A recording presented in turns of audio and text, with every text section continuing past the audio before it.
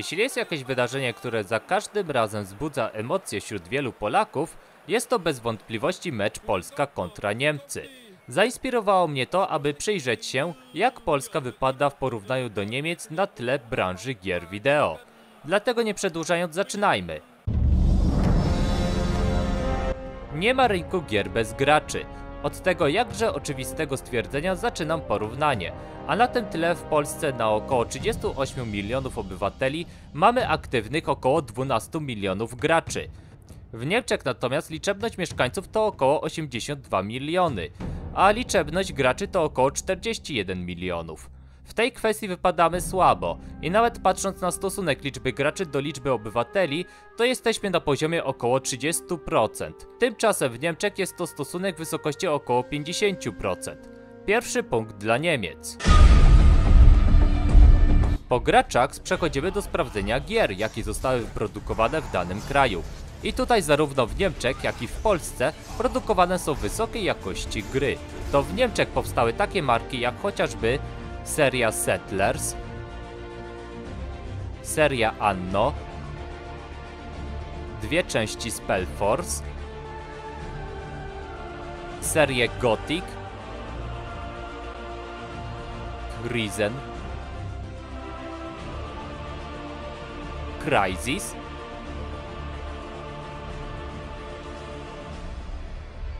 Robin Hood Legenda Sherwood, Desperados poszukiwany żywy lub martwy, pierwsza część Far Cry oraz Spec Ops The Line.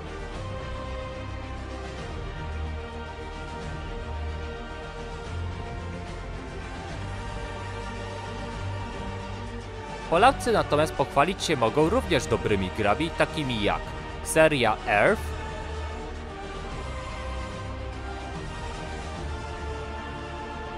Dead Island,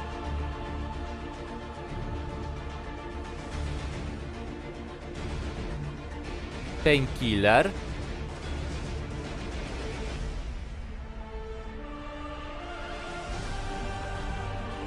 Bulletstorm,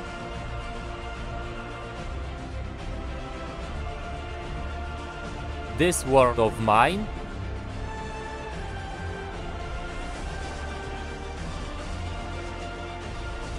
Two Worlds, seria Call of Juarez,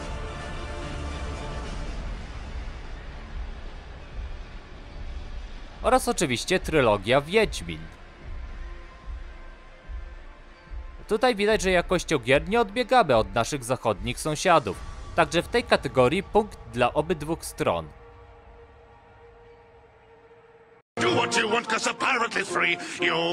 Według najnowszego raportu BSA Global Software Survey skala piractwa w Polsce wynosi około 48%. Jest to najlepszy wynik od lat. I widać tendencję, że Polacy coraz mniej piracą, ale jest jeszcze daleka droga do standardów Niemiec, gdzie stosunek ten wynosi około 22%. I tym samym Niemcy zdobywają punkt. W Polsce nie ma prawie żadnych regulacji, jeśli chodzi o gry. Jedynie co się ostatnio w tej materii działo, to burzliwa dyskusja na temat, czy brutalne i epitujące erotycznymi scenami gry powinny być sprzedawane na dowód osobisty.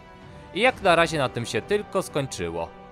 W Niemczech natomiast mamy całkowicie inną sytuację.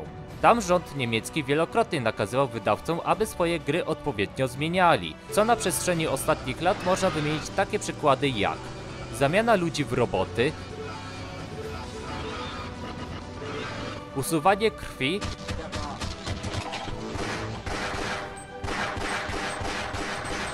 czy wszelkie symbole nazistowskie zastąpione innymi. Jeśli myślicie, że to dotyczy tylko wydań fizycznych, to jesteście w błędzie.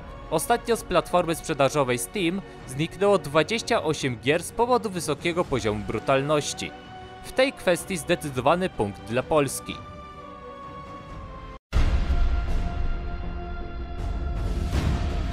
W tej kategorii możemy być naprawdę dumni, gdyż wielu najlepszych graczy na świecie to Polacy, jak m.in. Nercio, Mana i grupa Virtus Pro. Jednakże patrząc na ranking e-sportowców na stronie esportsearnings.com, to pomimo, że nasi zawodnicy osiągają wiele, to jeśli dodać do sumy osiągnięcia wszystkich e-sportowych profesjonalnych graczy, to prawie że w każdej grze Niemcy są nad nami. Ale w kategorii pojedynczych ekip bądź uczestników, to w większości przypadków role się odwracają. Jednak takie jednostkowe osiągnięcia to za mało, by Polska stała się globalnym liderem w e-sporcie. Podobnie jak jeden Adam Małysz nie przyczynił się do stworzenia z Polski światowej potęgi w skokach narciarskich. W takim wypadku punkt dla Niemców.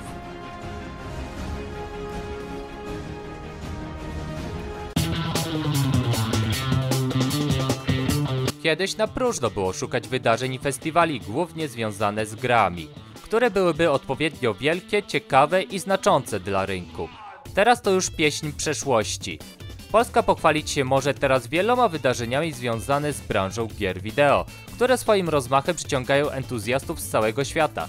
I do takich wydarzeń należą przede wszystkim Digital Dragons w Krakowie, Poznań Game Arena, IM Katowice, Pixel Heaven w Warszawie i wiele innych. Często na te wydarzenia jako goście specjalni przychodzą znani i uznani twórcy gier, jak na przykład John Romero, Fergus Urquhart, Chris Avellone czy bracia Olivier.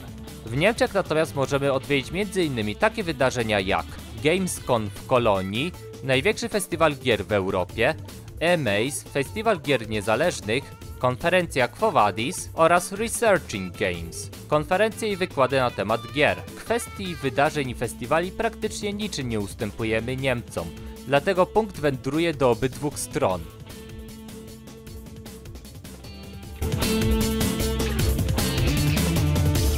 W Polsce dopiero od niedawna rodzime studia mogą liczyć na wsparcie od innych instytucji, jak na przykład w ramach programu Game In od Narodowego Centrum Badań i Rozwoju, program Start the Game od Agencji Rozwoju Przemysłu oraz niedawno zapowiedzianą inicjatywę polskich firm wchodzących w skład Polskiego Stowarzyszenia Gier z rządem, która ma przeznaczyć bezzwrotną dotację na rozwój gier. W tej kwestii w Niemczech jest zdecydowanie więcej tego typu instytucji, jak na przykład Game City Hamburg, Film- und Medienstiftung, Medienboard Berlin-Brandenburg, Nordmedia, die Mediengesellschaft Niedersachsen-Bremen, Bitkom, Bundesverband Informationswirtschaft, Telekommunikation und Neue Medien czy Mitteldeutsche Medienförderung.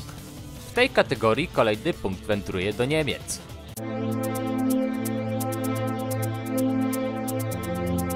Rynek polski aktualnie szacuje się na około 440 milionów dolarów i zajmuje 6. miejsce w Europie. Natomiast rynek niemiecki jest wart łącznie ponad 4 miliardy dolarów, stając się przy tym największym growym rynkiem w całej Europie. Dlatego w tej materii nie powinno nas dziwić, że wydawcy starają się dostosowywać swoje produkcje do obowiązującego prawa w Niemczech. Punkt dla zachodnich sąsiadów, ale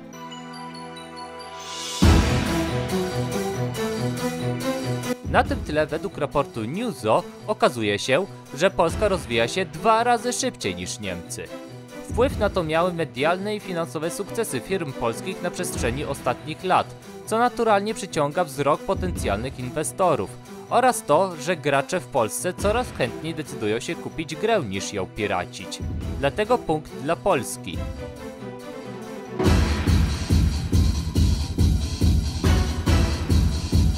Na temat wielkich osiągnięć branży niemieckiej w ostatnich latach nie było słychać. Natomiast Polska pochwalić się może sukcesami takich gier jak Dying Light, This World of Mine,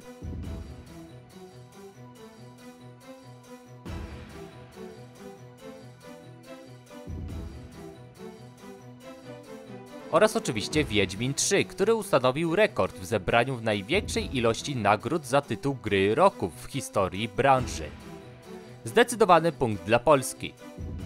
W tej konfrontacji Niemcy wygrywają, ale patrząc na ostatnie lata, Polska uczyniła ogromne postępy. W zaledwie około 30 lat rynek polskich gier tak się rozrósł, że o grach pochodzących z Polski oraz o różnych festiwalach pisze się w największych serwisach o tematyce gier wideo.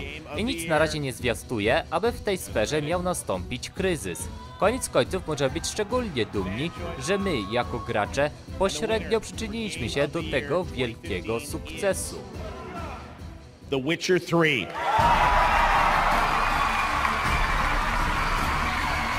Witcher 3 wins a total of 3 awards tonight, including Best Role-Playing Game, Developer of the Year, and Game of the Year. We're gonna start